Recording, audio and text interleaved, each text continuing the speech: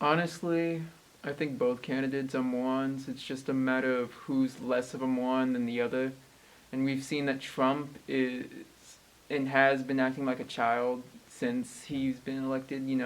He's tweeting all this random stuff that tests his power. He's trying to see how far he can go before someone actually pushes back. He's just trying to see how far his presidential level can take him. But also, he's been here for like 4 years already. We're still here. We're not in a nuclear wasteland. So obviously, he's doing something decently. So I personally just don't care enough about politics in general. So long as we're still alive, so long as we aren't being pulled into some war, a world war, or even civil war, I'm A-okay.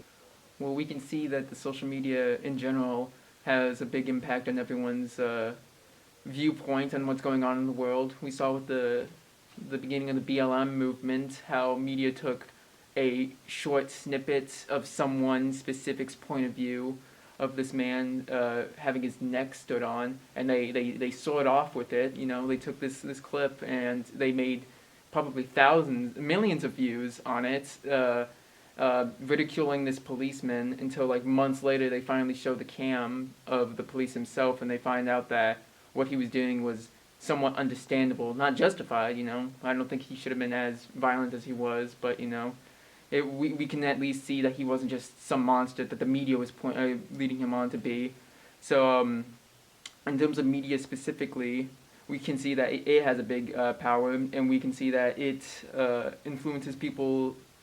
It makes the people really consider like what the presidents are going to like, what their decisions are in terms of movement, in terms of like this pandemic. It's just they test the president's like reflexes basically in a way. How if something big happens like the pandemic or this movement that's probably on the verge of a racial civil war, the media is asking presidents, how are you going to react to this? Are you going to fix it? Are you going to make it worse? It's basically like a one big test after another. Like, how are you going to fix the public's issues rather than just the country as an entirety? Well, my thoughts on the 2020 election is that it doesn't really affect me as a student. So my priority and those who I look at right now, who I do my research on, is only the city members who actually take part in my education rather than the president who's usually who my parents are supposed to be focused on, since they're the ones that control their taxes and their rights. I mean, I also have rights as well, but it's like I don't have any control over it. My parents are the ones who take care of us. And my parents usually keep their views private as well because they don't want to influence our opinions and just put their beliefs on us because they want us to form our own opinion. But since I'm not of age, I have been doing my research. I'm not saying that I'm for Biden, but I'm also not saying that I'm for Trump because either way, it's not going to affect my student life. My student life is usually about like council members of our city. Both candidates are not good for America. I do not like neither. None of them represent me nor my family. As a minor, I have no say.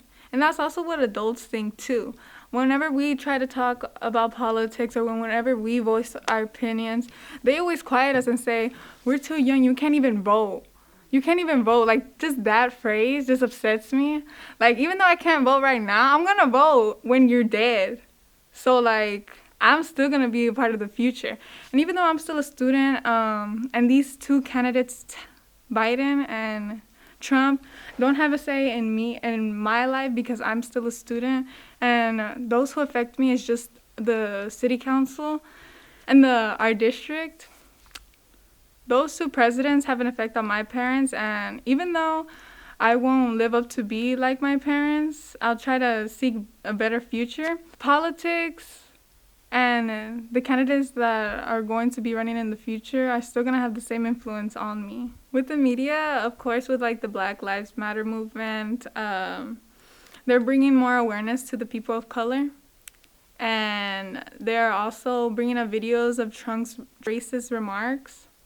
And even though I don't look like it, I'm Guatemalan and I'm Hispanic and Latino. Of course, I don't want a racist. I don't want a person who hates my people or other colored people running. But also, that isn't the only factor when choosing a president. There's the economy, there's domestic issues that we have to talk about. And for me, I'm usually on TikTok, and on TikTok it's just usually domestic. Like, we don't talk about foreign since it's social media. It's supposed to be fun. And the economy isn't fun, it's boring.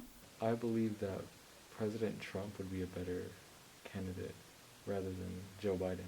I feel that in regards to the economy, he would probably improve it as he's done in the past 4 years before the COVID-19 crisis, and because in terms of foreign policy, he's made stretches for world peace rather than war, and past presidents have had problems with that.